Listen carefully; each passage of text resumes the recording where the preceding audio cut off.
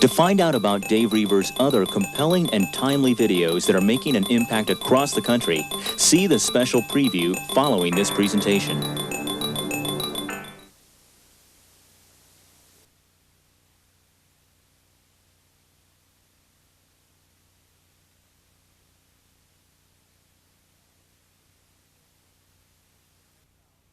I'm Dave Reaver. For the next hour, we're going to be presenting to you on video some of the most bizarre and unbelievable things that we have ever presented through television efforts. In my lifetime, I've known some war, and in my lifetime, I have seen some of the bizarre. I've known suffering, but I've never known of the bizarre. I've never known of suffering like you're going to hear about in this video. And I certainly promise you this, it is war.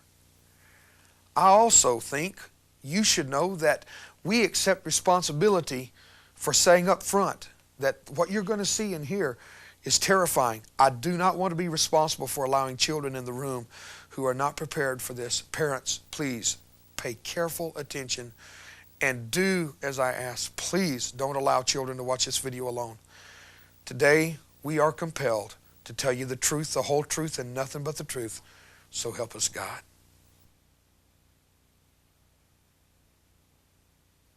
I've been out now for 14 years.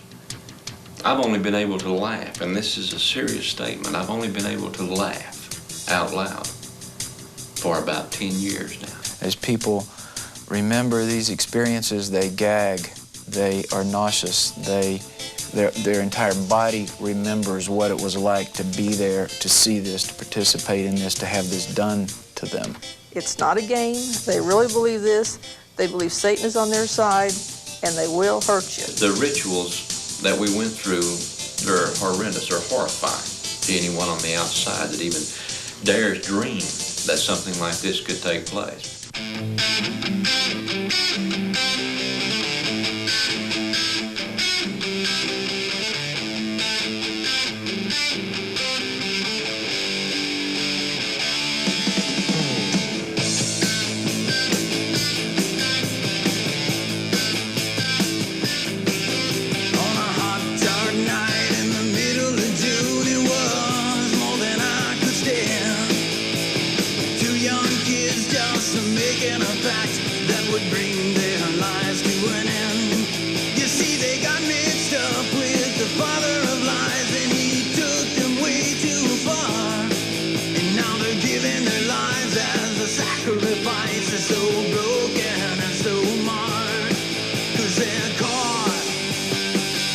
Satanic web,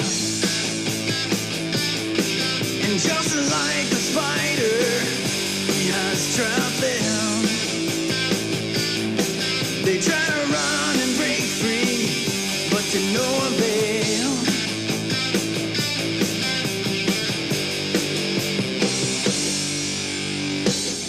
The darkness of Satanism is spreading rapidly today, especially among young people. We see the graffiti symbols everywhere, the evil influences bearing down on teenagers, in the music, and in their lifestyles. The dimensions of this phenomenon have become alarming. In this metroplex, it's my estimate that there's approximately 40,000 practicing Satanists in the metroplex. That does not include pagan organizations, Druids, Wiccans, which are of the right-hand path of witchcraft, not the left-hand path. Dabbling in the occult in its various aspects in this metroplex would have to be over 100,000 individuals. Now that's a conservative estimate. It's not going on in the schools to hear them tell, they're wearing blinders. It's hard to get them to realize it's going on. The teachers are more cooperative because they will call. If they find notes or they hear something going on, they will call us. Our department is getting more involved in the last 8 or 9 months because we've been getting calls from people that said, we didn't know who to report these things to. There was like 7 or 8 large dogs, Dobermans, Shepherds, that had been killed and hung in a circle, their heads cut, blood drained. And the guy said, well, that happened 6 months ago, but we didn't know who to report it to. 85% of the teenagers in high school in Western Europe have been exposed to hardcore Satanism. That's an unbelievable figure. Here in America, I do not believe those figures are that high, but I would venture to say that 40% of the kids. Most teens involved in Satanism are dabblers. They wear the clothes, try a few rituals, and listen to the heavy metal bands. But some go further. Of these, the self-styled Satanists can be the most dangerous. Because they never join a cult, they are unpredictable and volatile. Sean Sellers murdered a store clerk for a thrill, then his own parents. Richard Ramirez, convicted as the Night Stalker killer, worked alone in the name of Satan. It took the jury 22 days to find Richard Ramirez guilty of all 13 murders and 30 related felonies he was charged with. Ramirez declined to be present for the verdict.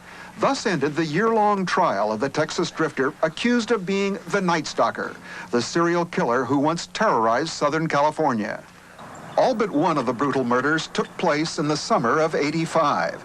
The killer was dubbed the Night Stalker because he broke into his victims' homes and attacked them while they slept, shooting, stabbing, beating them to death. In some cases, wives were raped after their husbands had been murdered. Victims were robbed, survivors forced to swear to Satan, and sometimes pentagrams, symbols of devil worship, were left behind, scrawled on walls or bodies. Fear spread throughout Southern California as the death toll reached 13. I'm very upset. It's frightening and I'm scared. Everybody is real edgy. We have diligently tried to lock all the doors and windows. Gun sales doubled. A hunt was launched for the man in the police sketch. And Richard Ramirez was finally captured by an angry mob in an East Los Angeles Hispanic neighborhood. Hail Satan. In court, Ramirez was defiant. A guard said Ramirez posted pictures of a victim in his jail cell, declaring, "There is blood behind the Night Stalker." Defense attorneys said Ramirez was a victim of mistaken identity, but witnesses and fingerprints tied him to the murders and ultimately sealed his conviction. Now the court will decide the fate of Ramirez, whether he's sentenced to death or life in prison.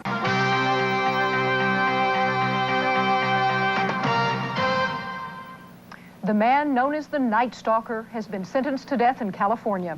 Richard Ramirez was convicted of killing more than a dozen people in 1985. Ramirez got his nickname because he often entered victims' homes at night, murdering people as they slept. In court today, Ramirez read a twisted and rambling statement. You don't understand me. You are not expected to. You are not capable of it. I am beyond your experience. I am beyond good and evil. Legions of the night, night breed. Repeat not the errors of Nightcrawler and show no mercy. I will be avenged. Lucifer dwells within us all. That's it. Today's sentence means Ramirez could die in the gas chamber for his crimes, but it carries an automatic appeal. Self-styled Satanists are volatile and frightening. But what of those who join organized cults and become what is called traditional Satanists?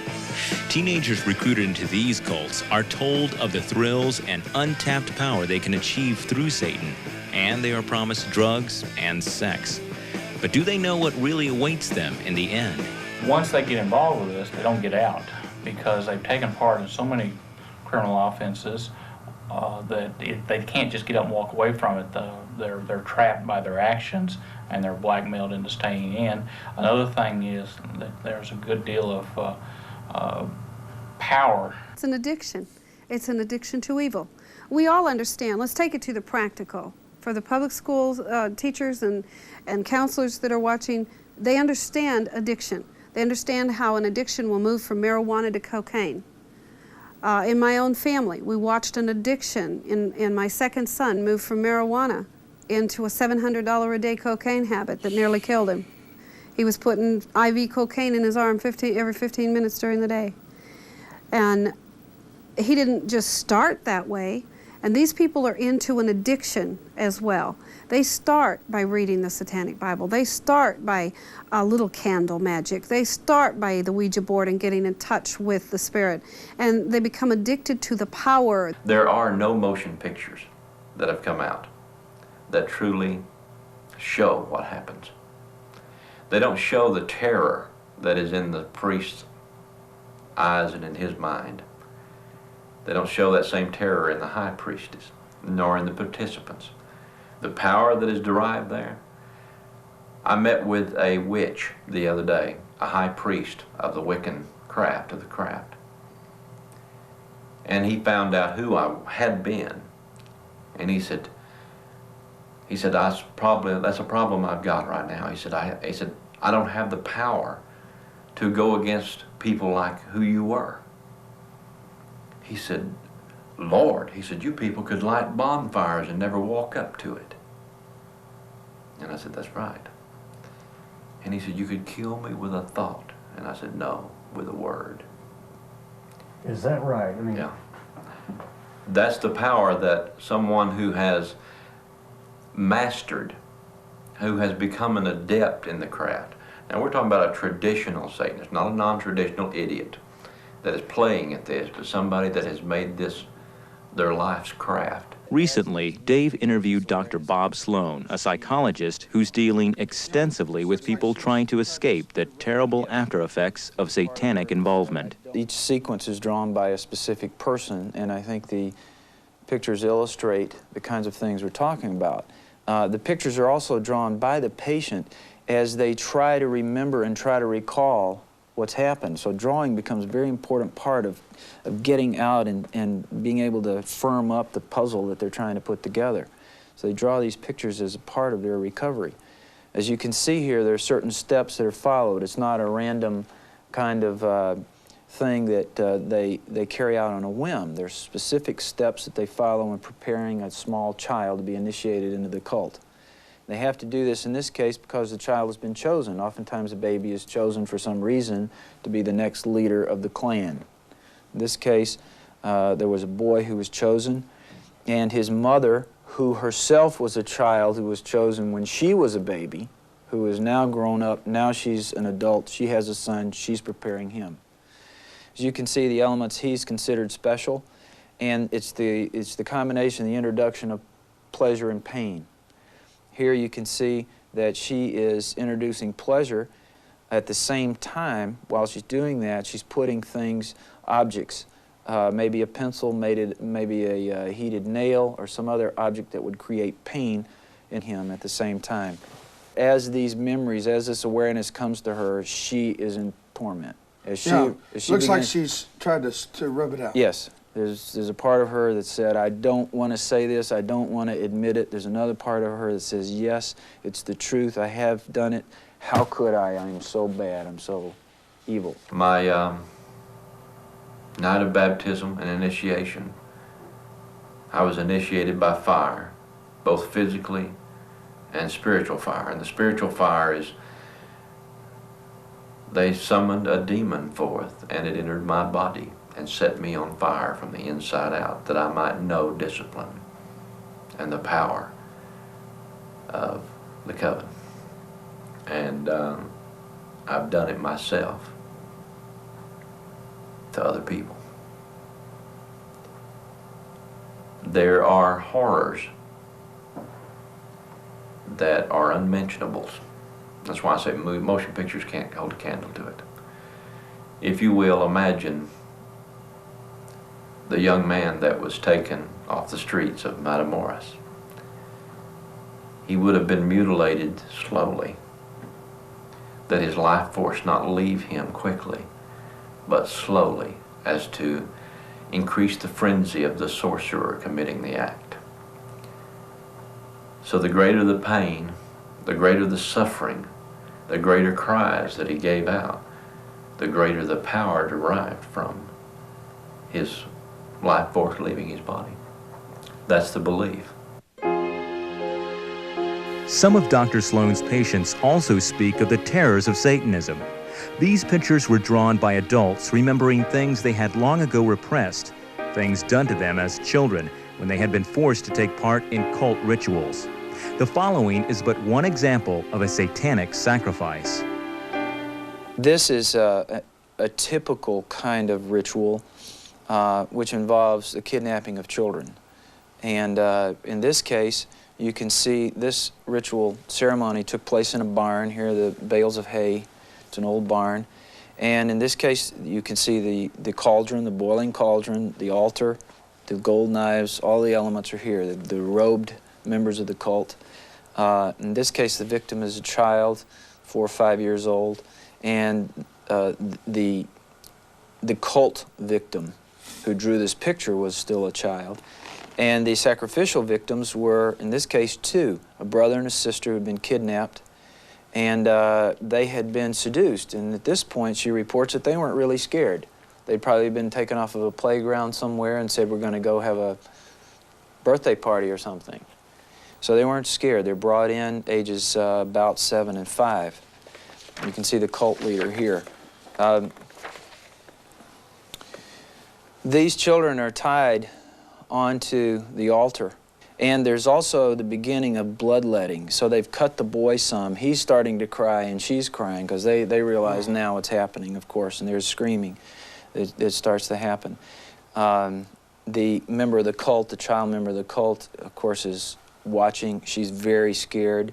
She's reporting and she's remembering that they made her do this and how bad she feels about it. But she can't help it. She's 4. These are adults. She's a victim in this process.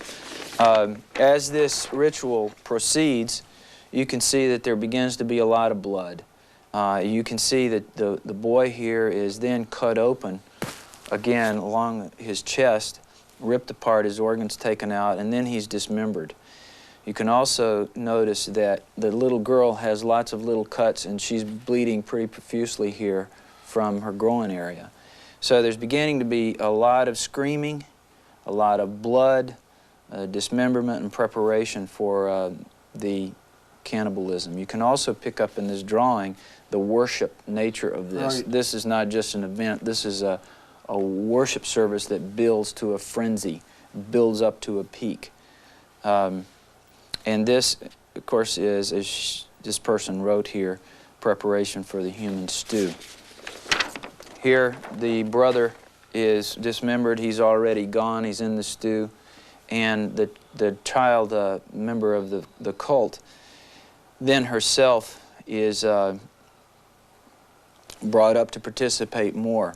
The adult leader is cutting the little girl and killing her ultimately as the child member inserts other objects into the little girl. The element that's not really seen here but written in is the sexual abuse that always precedes the bloodletting. The members of the cult all sexually abuse the victims before the torture and the mutilation begins. This is where the power of pornography in our society begins to play its role. It's the introduction of the bizarre, that pornography begins to be a venting and a letting of urges, and once it starts, it's never satisfied. And pornography is just the introduction. It's the little door to open to the mind. Well, pornography, of course, is an addiction, and pornography, sexual stimulation, it stimulates the same part of the brain, the pleasure center, that cocaine stimulates. It's addictive. And, of course, sexual stimulation and the unfettered expression of sexual fantasy is a part of all of these. No restraint. Just absolutely not. Anything goes. As you know, the satanic theology is the reverse of Christian theology. Love is bad, life is bad, hate is good, death is good. So there's the kind of the breaking down of any limits on fantasy and imagination, and what the theology of Satanism does is says no holds barred, and evil is expressed. Evil is good. That's their role. There are scores of painful stories like these from people who have lived a hellish nightmare. One of Dr. Sloan's patients tells of having to watch an actual crucifixion conducted at Easter time when coven leaders kidnapped a young man, nailed him to a cross, mutilated him, branded him with irons, and then threw him alive into their bonfire. One victim tells of being forced to help in a torture and sacrifice of his own mother. I've been out now for 14 years. I've only been able to laugh, and this is a serious statement. I've only been able to laugh out loud for about 10 years now. And I'm gradually getting better about being able to laugh and have joy in my life, because I hurt inside a great deal. Many times I think about things that I did and what I have done to other human beings.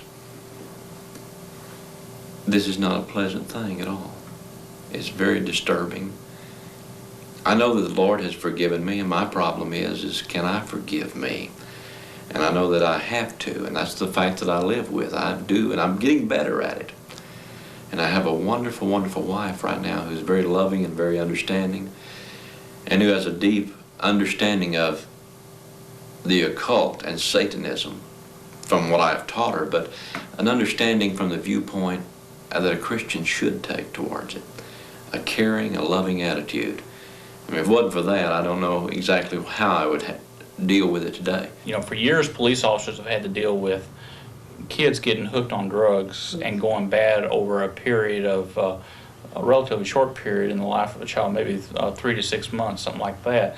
A kid can go from being a straight-A student to being a absolute disgrace. And what we find in occult groups are that a child can go from being perfectly normal, well-adapted, well thought of, to being a total waste in a shorter period of time as a month. And so frequently when we get involved in these things, it's because they have gone off the deep end in such a short period of time. Have you seen some of these people come out of this? What are you seeing with some of these people now? Where are they in their development? We're seeing people in the process of coming out. We've seen a real spiritual sensitivity with these people. They know there's a spirit world. They're very sensitive to that. And because they're with us, they've committed themselves to healing and a change in their life. It's a long, torturous process. It is not a quick fix. How can you do this to a child? A few people that have tried to pull themselves out of a group like this are traditionally females who are tired of giving up their children for sacrifice, something like that. But traditionally, the men don't get out very often. We do see situations where the kids get in, but because of free sex and drugs and the power and so forth, they ended up getting in over their head, and then they can't pull themselves out either. Dr. Bashir Ahmed is a psychiatrist dealing extensively with young people caught in Satanism. Here he gives a profile of the typical recruit. The kids who have difficulty at home, who are coming from dysfunctional families, where the bond between parents and children almost non-existent. These children are easily lured to the fantasy world, which they like it. They most probably like to read about magic, stories, fantasies, and they begin to live in this world. And when they see an opportunity to experiment something like this, they become very impressed. For example, for a 13-year-old going at midnight to a cemetery is a lot of excitement. His heart is beating very fast. He doesn't know what is going to happen. He has some fear. Now, non-traditional Satanists stem from anyone who might have a low self-esteem about themselves, someone that is an underachiever, is not an overachiever, someone who is not charismatic in their attitude. Most normally a child that is been turned off by school, been turned off by his friends. Satanists will approach him and they'll woo him in because they will become his best friend. And after they get him, he's hooked. Satan is at his most deceptive when he appears to be good. Such is the case with many of the occult practices in southern Louisiana. There, the tree tours, as they are called, are famous for their peculiar blend of magic, potions, folk remedies, and diluted elements of Roman Catholicism. We visited one tree tour who tried to explain some of his rather confused methods. The power is written in the Bible. The verses of the Bible has been given, and no matter where you take, what part you take in the Bible, Jesus said that he's given power to all. These candles are for if somebody's sad, somebody have tears, and they keep hearing things in their home, the spirit is not resting, and it's very simple to cure someone with epilepsy. somebody that falls in these kind of fit, take your little needle, and hold his finger and just stick it just enough to draw blood, not stick it all the way where you hit bone, just enough to break the skin. Take a little bit of his blood and put a little sugar in water and make him drink of his own blood. Just a little bit, about 9 drops of blood. New Orleans, bustling city on the Mississippi with a rich and colorful history. Famous for its lively French Quarter, jazz, unique dining, and voodoo. Though most voodoo practitioners live in the swampy backwaters of lower Louisiana, some have set up shop in the French Quarter. One of the most famous voodoo houses is owned by Chicken Man, who recently granted us an interview. He turned out to be more promoter than magician. Why do they call you the Chicken Man? Well, I'm the voodoo king of New Orleans, and I do my voodoo rituals out in the bayou on my island. I use live chickens and live snakes. What kind of rituals do you do, or what is it supposed to do? Well, my rituals is mainly, I do those for healing and helping people, not hurting.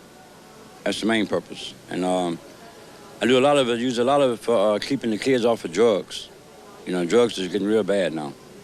Well, what kind of rituals do you do for drugs, or that? Explain just some of the rituals a little bit. Well, I get pieces of seeds from the bayou.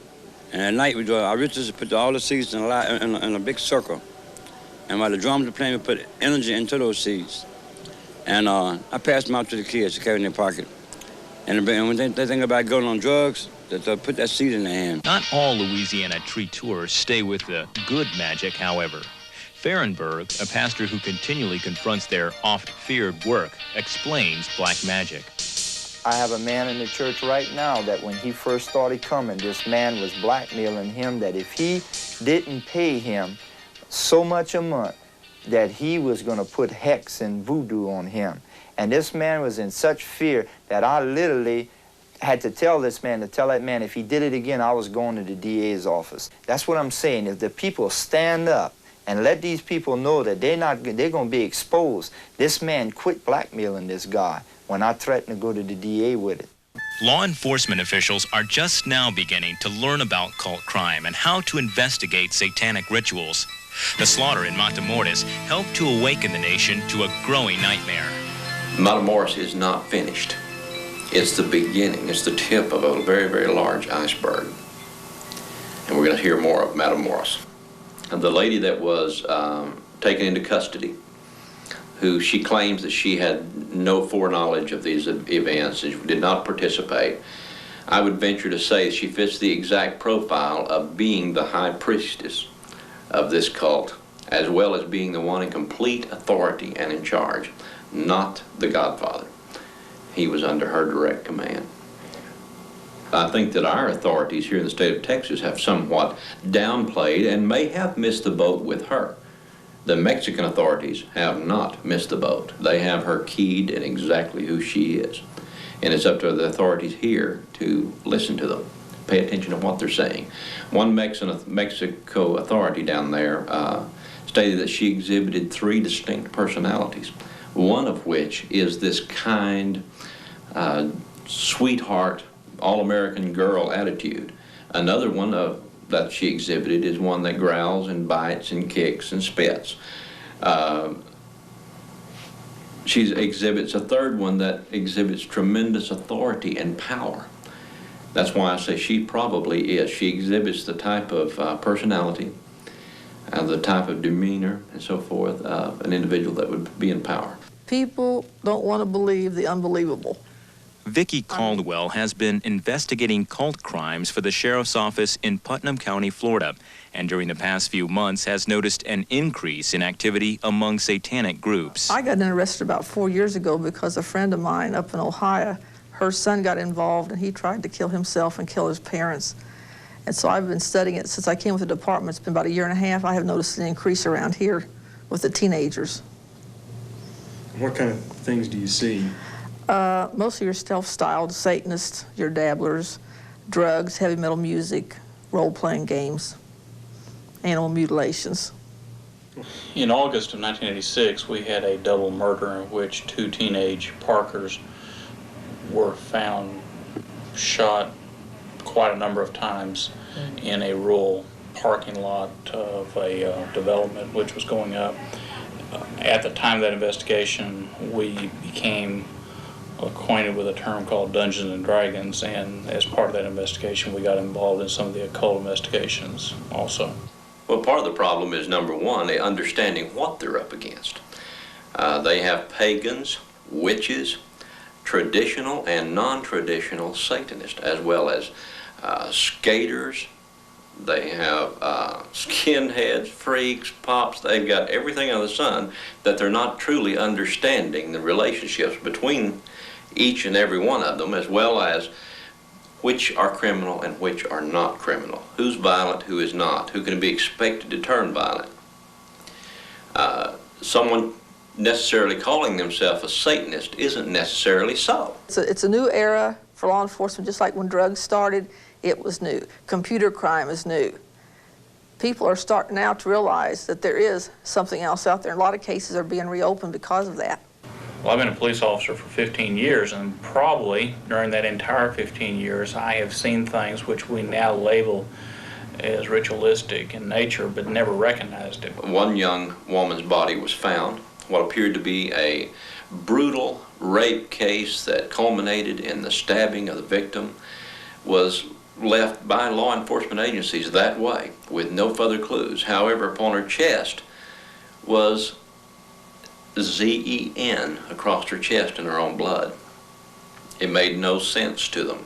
It made no sense because they're not Satanist. That Z-E-N is the name of a demon, and his name is not Zen, by the way. It is Zad-In, Zadin.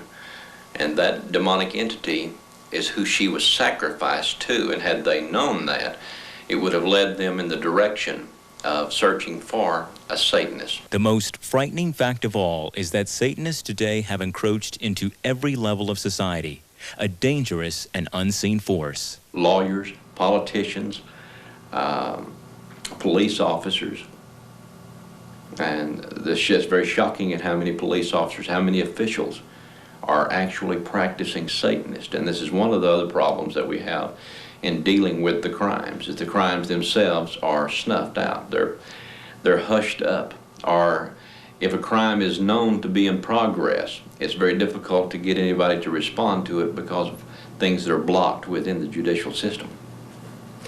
By Satanists? By Satanists. These people are in every strata of society. We're talking doctors, we're talking lawyers, we're talking a lot of Christian ministers who preach a sermon perhaps on Sunday morning and are involved in satanic rituals the night before. We're talking elders and Sunday school superintendents. I'm mentioning the cases that I am aware of. And as you've studied this yourself and read the literature, you know that people at every level and every profession, successful business people, psychologists, doctors, law enforcement people, are involved in this kind of thing. It's unnerving. We've had notes written about Satan on walls in schools. You know, that my God's better than your God and all this. We had one note, you're welcome to a bloodbath ritual. Be there at 11:54 for the gatekeeper of hell to appear. Bring your set clothes or black sheets. This is what's going on in basically the schools. Usually, it's very secretive. As far as the kids go, you know, they don't know anything, they haven't done anything. Parents usually think, my kid's just going through a phase. Invited to a party, he couldn't believe that it had happened to him. Well, how could someone so nice and someone so cool really want to be his friend? You see, it started out just talking about power that comes from within. Soon pentagrams, satanic metal jams, and the evil to no end. 'Cause they're caught in the satanic web. And just like the spider, he has trapped them.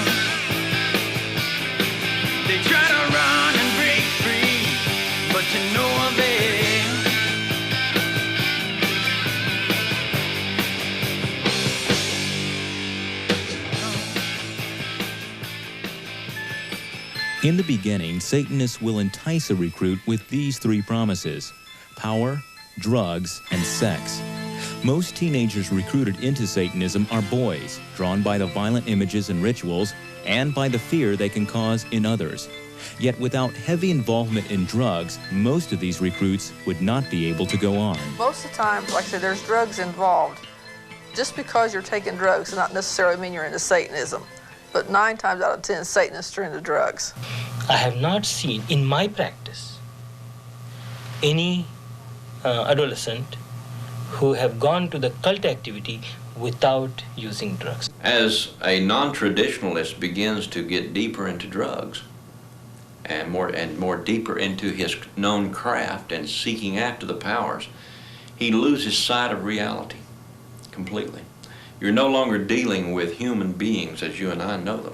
Yvonne Peterson tells this tragic story of one girl who committed a heinous crime in the name of Satan. And I think parents need to hear this, that she needed somebody to talk to, and her parents were too busy. She was the oldest of 6, and she was their babysitter, their dishwasher, and their house cleaner. And they didn't have time for her. I'm going to call her Diane for the book, okay? And that's not a real name, but she was a very intelligent, pretty little girl of 12 years old. She went to a party and she met a young man, which we'll call him Steve, okay? He's 16. And Steve told her he would listen to her and he would pay attention. Now this is not fiction, and this isn't something I read in a book. I sat with this little girl as she cried her eyes out, as she walked through the memories of the past 2 years, the things that she had done to her and had to do to other people. He told her, I'll listen to you. And he gave her a marijuana cigarette. And they went outside and sat under the tree and they talked. And then he began to tell her how pretty she was and how much he needed to be around her and how fascinating she was. And all he did was show love and attention, which every teenager in America craves from their parents. And so if they're not there, then those Satan, well, the average time a father spends with his kids is 3 minutes a day. That's sad. 3 minutes a day. That's incredible. And so he told her, Steve told Diane, I'll take care of you, we'll be boyfriend, girlfriend. And they developed their relationship over the next 6 months. He also developed her drug habit because now she was hooked on cocaine. Okay, at the end of the 6 months, he told her that he was a Satanist priest and that she was being recruited and that she would be initiated into his coven of Satanists. She kept a diary. At one point, she said, "Where has that innocent child gone? Will I ever know her again?" Speaking of herself.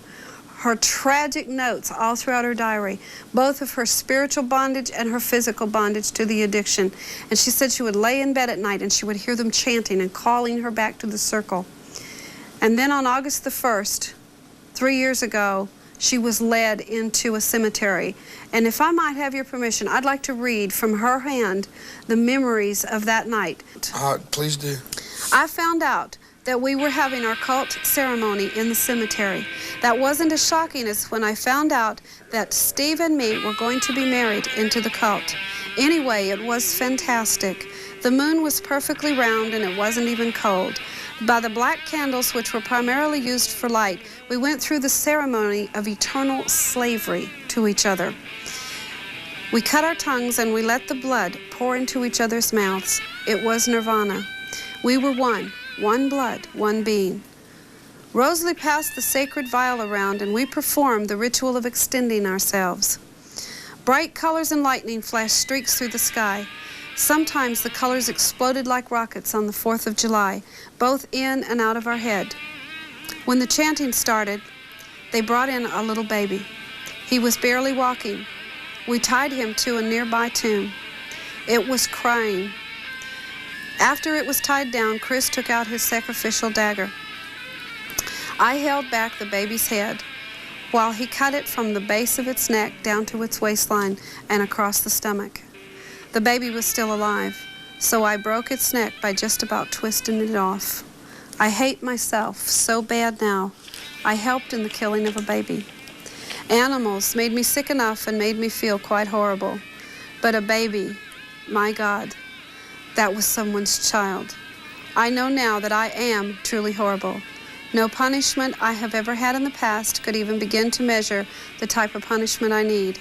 I wish it could have been me they killed, My life isn't worth anything anymore. I've taken away someone's right to live. She's 14. And I mainlined with Satan when I was 21 years of age. And I came out at age 28. But I was a Satanist high priest for 4 years. Now, during that particular time period, I remember very little as far as details are concerned. I don't remember even graduating from high school, although I know I did. Why don't I remember it is the fact that drugs were involved and the need to escape, the need a person has to have to escape the realities of what they have been involved in. And I took what I called clean drugs. They were pharmaceuticals. Not that it really matters any, but I was hooked on Percodan, Valiums, Libriums, and just plain alcohol. I would take an average of 60 to 80 milligrams of Valium in a day's time with about 40 milligrams of Percodan and wash it all down that night with 2 or 3 vodka Collins. I was a functional addict. Drugs, sex, power. These are the enticements Satanists use to lure teenagers.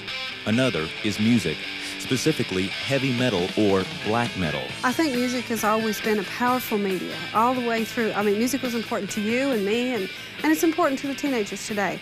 And we're not anti-heavy metal, but we're anti the heavy metal message that is causing death and destruction. And the symbols that they're using are so blatantly occultic that it's very difficult for us to overlook that kind of thing. For instance, if we take the album cover from Slayer's album, Rain and Blood. It depicts a message to young people that maybe consciously they don't receive, but subconsciously they're receiving this message. On the front of this album cover, Satan is depicted as a goat, which is very familiar to the Satanists. They know that that would be, the goat would represent Satan. And he is seated on a wooden throne. And the wooden throne is being supported by 2 people. Now, in the hand of this goat is a decapitated head.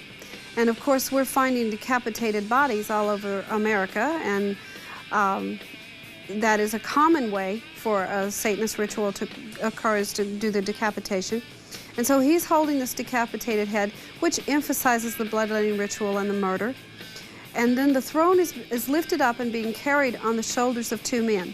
The man in the foreground is wearing a mitred hat, which we know to be the hat of a pope. And so that man represents organized religion or the church. Behind him is another man who is carrying the throne of Satan not only on his shoulders but across his neck, like the stocks would have him in bondage. And that man has horns and a forked tongue. And when you look at that, you think, oh, this is one of Satan's demons. And yet if you look carefully, his hands are very prominent in the picture, and they have nail marks in them. And the only man depicted throughout history with nail marks is Jesus Christ. And so what this thing is saying to them is that Christ and the church will support the rise of Satanism. And in addition to that, then there's the sea of blood that is flowing into a huge sea below Satan, that all the faces are down in the sea that he has taken captive and have become his victim. And in the forefront, there is a face that if you take that face and put it up against the face of George Washington, you'll see that they're almost the same. I mean, they're so identical. And so what we're saying here is that Satanism is going to take over our country, and that it is going to be brought in and supported by Christ himself and the organized church. That is blatant evangelization and propaganda being shared with thousands of young people through music. I think the greatest tool to desensitize America has been media in general, whether it is television, whether it's toys, games, or whether it is music. They all have played an important part. They all carry a message, don't they? Absolutely, and of course in the life of the teenager, the 2 single most factors that we see is music and a game called Dungeons and Dragons. And then of course trailing very closely behind that and vying for the position is the amount of occult information that is put out through the videos, the movies, the TV shows. We went into a very small store, David. This was, I mean, maybe as big as we're sitting here. This was a small set. We found 119 videos on the occult in one small store. And we have a video in America that is on our shelves that has been banned in 46 countries. And it was so popular, it has Faces of Death, Volume 1, 2, 3, and 4. And in that video, it shows everything that is gruesome, grotesque, everything that you would never want to see or hope your child would never see in the way of death scenes, including some decapitation occult rituals. Parents should be alert to the warning signs that show their kids are involved in the cults. Besides the music, there are the clothing, jewelry, and symbols used. There is the classic pentagram, worn inverted by the Satanist, the broken cross or peace sign, the inverted cross, the horn hand sign, the goat's head, the 666 sign, and many others. In addition to symbols, watch for involvement in occult games like the Ouija board or in dark role-playing games. I would tell them, especially the parents with the young people, this is not a phase. Know what your young people are doing. Talk to your young people. Communicate. Don't fluff it off. Check everything. There's nothing wrong with asking them where they're going, what they're doing. There's nothing wrong with checking out their music and books they're reading. The parents need to care and communicate. Satanists entrap young people in several ways. At sex parties, they take snapshots of their victims for use of blackmail, or they'll involve the unsuspecting victim in their darkest rituals, perhaps animal or human sacrifice. They will get the teenager to offer his blood or even a finger to Satan. Blackmail and even outright threats keep a teenage victim in line. Some victims see suicide as their only escape. The tragic legacy of Satanism.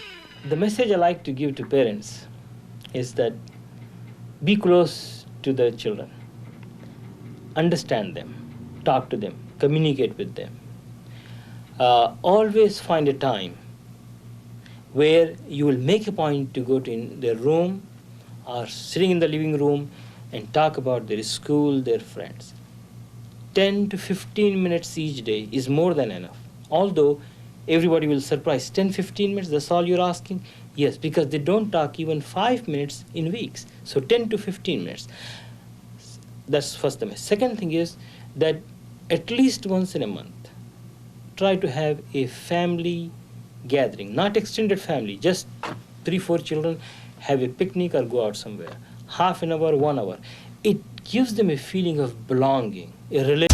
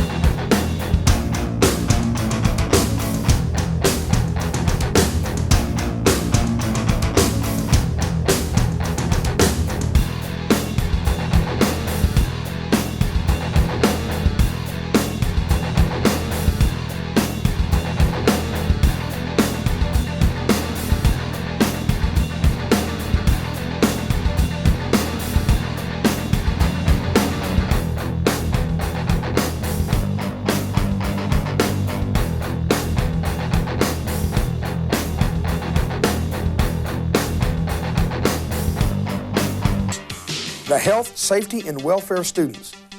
Carl Sandburg High School is the #3 school academically in the United States. It's in Chicago. Now listen, no student shall engage in any Satanism-related activity, including but not limited to the following. Number 1, soliciting others for membership in any satanic group or participation in any satanic-related ritual or practice, inciting other students to act with physical violence upon any other person or living thing. Thirdly, they are not permitted to wear, use, distribute, display, or sell any clothing, jewelry, emblem, badge, sign, or other item which is commonly associated with the affiliation with or practice of Satanism. What I'm trying to say to you is these three areas of recruitment, high school campuses, military bases, daycare centers, I'm most obviously connected with, first, the high school campus, and then secondly, the military base.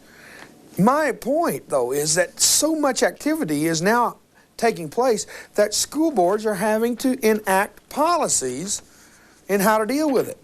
This isn't relegated to the big city of Chicago only. Here's something you should see from a town in our community, Arlington, Texas. Well, this Halloween, you might see a scarecrow in the halls of Arlington schools, but you won't see kids wearing scary costumes. The school district is banning skulls, witches, brooms, and the like because of parent concerns that some Halloween costumes can be linked to devil worship and satanic cults. Channel 4's Ken Capps has more on that story. Playful screams on Arlington playgrounds mean back to school and recess. But there won't be any shrieks or screams by these kids clothed in goblin garb this Halloween. Ghosts and skeletons and other scary characters are expelled. And when you see children in elementary levels coming with Freddy Krueger and their fingers have the knives or whatever he has, and the grossness of the costumes, we thought we can do better than that. Atherton Principal Shirley Cole has her kids decorating a school display area with pressed leaves and a stuffed scarecrow. Autumn, not Halloween, will be emphasized. Kids in Arlington will still dress up on October 31st, but they'll be playing the parts of their favorite book characters. October is book month. Which will do two things. It'll give those children an opportunity to dress in costume, but it also will encourage them to read.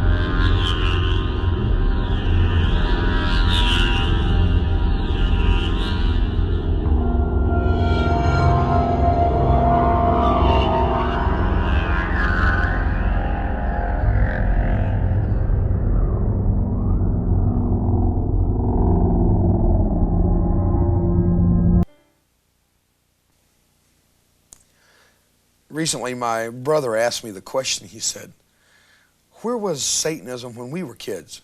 Why didn't we get into it? Why didn't we know about it? It really is a more recent phenomenon on the social life of the students and the kids of America. In looking at what you have just seen, consider it. Remember what's been said. Remember the people. They're everyday people. Many of those people never intended to ever be sitting on a television stage or set and talk about Satanism. We've done our best in researching these people to qualify both their character and their claims. We believe in them, that they've been honest with you and with us. I've asked my brother to join me and give a few of his thoughts on what he's seen. A man I hold in great esteem. He's general manager of this corporation, and when we went into this thing together, we didn't go into it foolishly or with some kind of entertainment in mind. We went in with a cause. Al Reaver, I'm glad you're with me. Actually, I went into my part of it with fear and trembling, because there's a fine line between glorifying something that you really are only trying to give information on and just giving information. And I feel like that our television department has done a good job in staying on the right side of that line. I'm sure that there are some who have watched the video and they have a question in the back of their mind, and they're saying to themselves, does this prove the existence of Satan? Well, see, that's not the question that we were approaching. That's not what we were trying to do. We weren't trying to prove anything. Yeah. What we were trying to do, and I feel have accomplished, is we have shown that Satanism is very real. The consequences of Satanism are very real. There are really hurting people because of the presence and the activities of Satanism. Now, where a person goes with that is something that they're going to have to deal with internally. They're going to have to ask themselves some very serious questions. But the signs, the evidences, the things that are going on around, and especially on high school campuses, things that I've seen where normally I just drive onto a school campus, you know, and let my teenager out and drive off. The other day I drove onto the campus and I looked over, and under a tree was a large group of young people, all of them, every single one of them dressed in black. And I thought, there's no reason for that unless, you know, and then it clicked. There's probably something going on. You know, Dave, I watched it over a period of days, and one day as I drove by, I saw two boys there fighting. Everybody just standing there looking, just grinning. And when I say fighting, I don't mean just kind of hugging and rolling around in the dirt. One of them was holding the other one's jacket over his head and was kicking him in the stomach. It was vicious, it was cruel, and it went exactly in line. I slowed down, almost came to a stop to see if there was anything to do, and he let the boy go, and the boy took off running. But just to see and know what is happening on our high school campuses ought to put the fear into people, and enough to start to take some action. Well, our campuses are beginning to be more violent than they've ever been. There's more at stake than there's ever been. I think today we have, through this video, shared with you what we see as the trends, some consequences. I don't think we're prepared for it in America. We don't have all the answers. I don't know if we gave you enough answers to really help, but at least we have tried to do something to bring an awareness of what many people, especially those on the fringes of Satanism, are denying exists. They're saying there is no such thing. Ask those families of 15 dead people in Matamoros. Ask the families of the Night Stalker's victims. It's very real. Are you prepared for it? I'm Dave Reaver. Thank you for being part of this program today.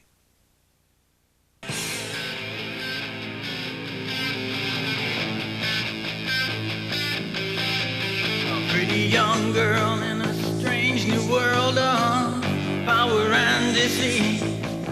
All the sex and highs of controlling life seem so exciting. But now she's 1 month due with a baby boy, and they are telling her the truth, that the purest sacred sacrifice is a child still in you. They're caught in the satanic web, and just like a spider, he has trapped them. They try to run and break free, but to no avail. And only Jesus Christ can free them from the living hell. And only Jesus Christ can free them from the living hell. Yes, only Jesus Christ can free them from the living hell.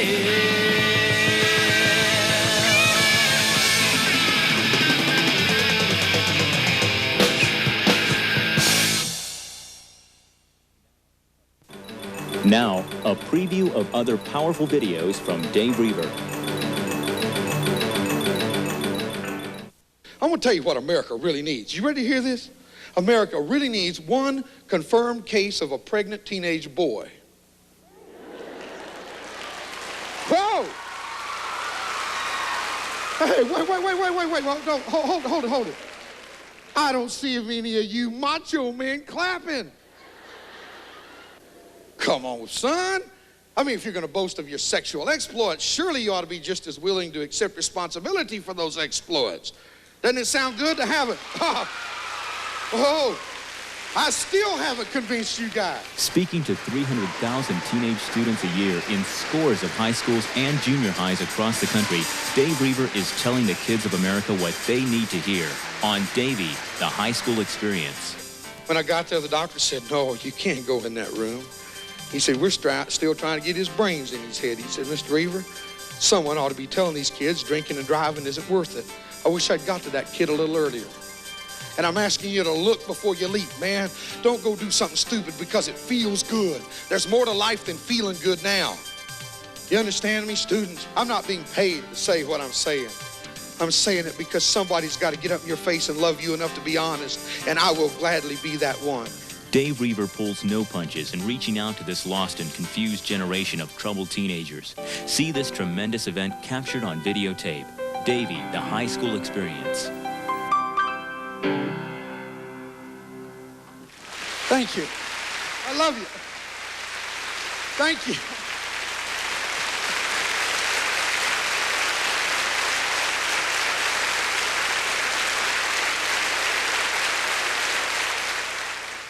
You've now had a glimpse of Dave's growing video outreach. The videos you've just seen, plus many other exciting tapes and books, are available by calling toll-free 1-800-87-DAVEY or by writing P.O. Box 136-100, Fort Worth 76136.